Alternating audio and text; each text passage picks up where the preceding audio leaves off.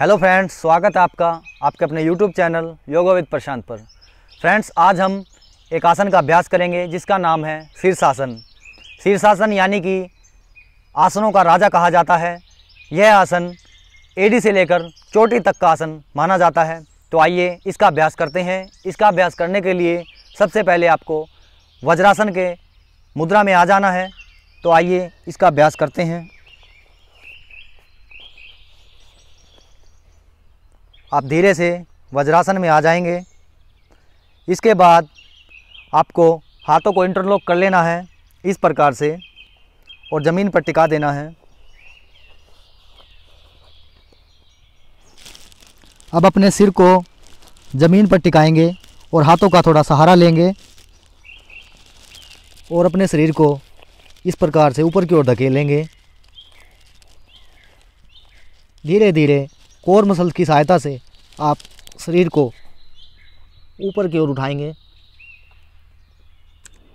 ध्यान रहे धीरे धीरे से ही आप इसको करें और इस प्रकार से आप शीर्षासन की मुद्रा में आ जाएंगे।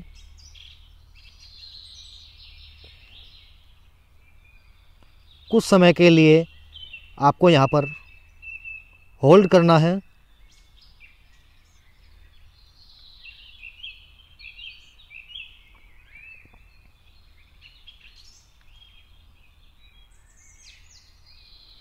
अब धीरे धीरे पैरों को नीचे लेके आना है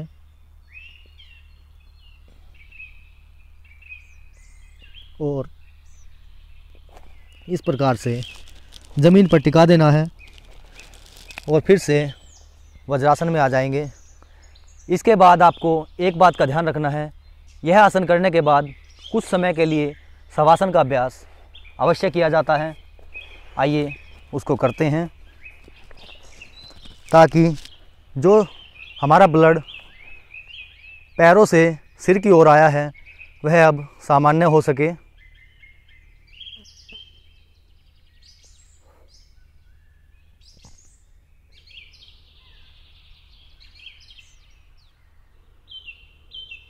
और कुछ समय शवासन में अभ्यास करने के बाद आप धीरे से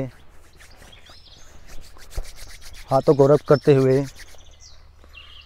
इस प्रकार से मुखमंडल पर लगाकर बैठ जाएंगे। तो फ्रेंड्स, इस प्रकार से शीर्षासन का अभ्यास आपको करना है। तो फ्रेंड्स, इस प्रकार से शीर्षासन का अभ्यास करते हुए जो बिगनर्स लोग हैं, अब उनको बताते हैं कि उनको कितने समय इसका अभ्यास करना है। बिगनर्स लोगों को 30 सेकंड से लेकर 40 सेकंड तक इसका अभ्यास करना है और जो लोग एक्सपर्ट हैं उनको भी 1 मिनट से लेकर 1.5 मिनट तक वो इसका अभ्यास कर सकते हैं। कुछ लोगों को हमने देखा है वो 2 से 3 मिनट तक भी इसका अभ्यास कर लेते हैं, लेकिन यह सबसे नहीं हो पाता क्योंकि यह थोड़ा कठिन आसन है। तो इस प्रकार से आप इसको कर सकते हैं। आइए फ्रेंड्स, जानते हैं अब इस आसन के कुछ लाभों के बारे में। यह हमारे शरीर पर किस प्रकार से प्रभावशाली है। सबसे पहले बात करते हैं, यह आसन हमारी आँखों को तेज़ करता है, हमारी आँखों की रोशनी को तेज़ करता है। इसके साथ जिन लोगों को बालों के झड़ने की समस्या है या फिर जिनके बाल कमज़ोर हो गए हैं, यह समस्या भी इस आसन को करने से दूर हो जाती है। इसके साथ जिन लोगों को निम्न रक्तचाप यानी कि लो बीपी की प्रॉब्लम है, उसके लिए तो यह आसन रामबाण माना गया है। यह आसन निरंतर करने से लो बीपी की समस्या जड़ से ख़त्म हो जाती है। इसके साथ यह हमारी कोर मसल्स को भी मजबूत करता है, जिससे कि धीरे धीरे ओबेसिटी की प्रॉब्लम ख़त्म हो जाती है, यानी कि मोटापा ख़त्म होकर हमारा शरीर चुस्त और दुरुस्त हो जाता है।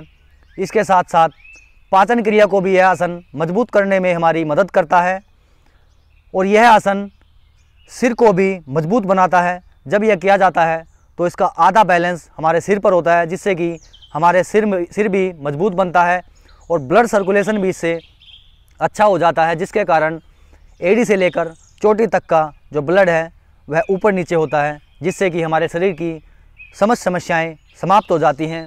इसके बाद बात करते हैं किडनी की समस्या। जिन लोगों को किडनी की समस्या है उनको भी इसका अभ्यास करते रहने से किडनी की समस्या धीरे धीरे समाप्त हो जाती है। बात करते हैं दिल की समस्या।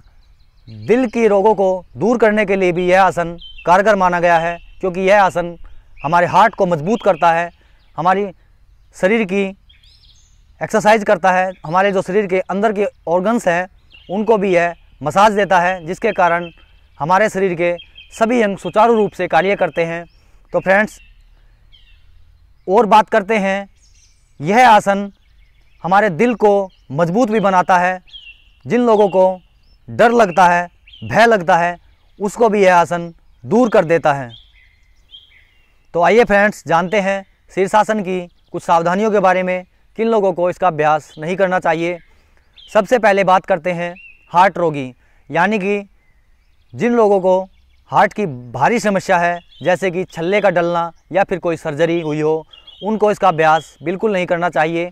इसके बाद जिन लोगों के कान बहते हों या फिर कान में सी सी की आवाज़ आती हो, उसमें भी इसका अभ्यास रोक देना चाहिए।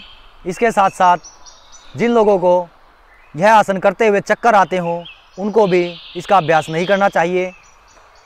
आपको सिर में ज़्यादा दर्द हो या फिर माइग्रेन की प्रॉब्लम हो, तो भी इसका अभ्यास रोक देना चाहिए।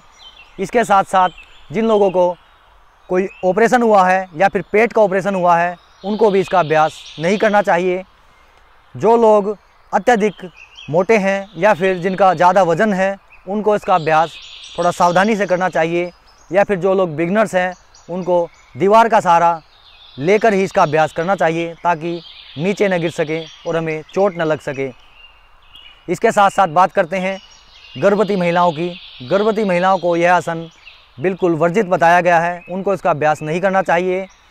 इसके साथ साथ जिनको माहवारी की प्रॉब्लम है, जिन माताओं बहनों को पीरियड्स की प्रॉब्लम है, उनको भी इसका अभ्यास नहीं करना चाहिए।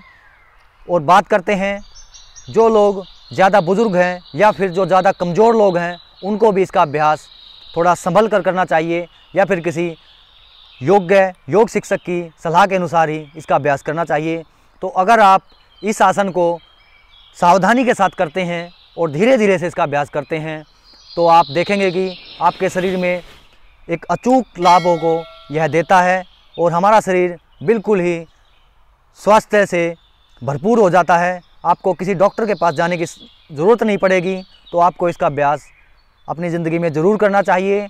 फ्रेंड्स, आपको हमारी वीडियो कैसी लगी, हमें कमेंट बॉक्स में ज़रूर लिखकर बताएं। नई नई वीडियो को देखने के लिए हमारे चैनल को सब्सक्राइब करना ना भूलें, वीडियो को लाइक करें। तो फ्रेंड्स, मिलते हैं किसी नई वीडियो के साथ, तब तक के लिए नमस्कार।